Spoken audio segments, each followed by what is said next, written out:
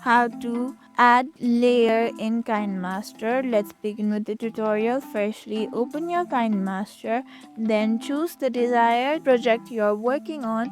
Then over here at the right corner you can see the option of layer. Tap on it. There you can see you can add effects, stickers, handwriting, text, media. Tap on stickers. Here you can add classic stickers like this. You can add layers.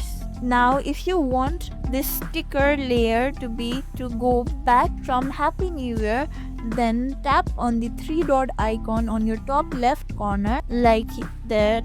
Over here you can see bring front to front, bring forward, send backward, send back to back, send back.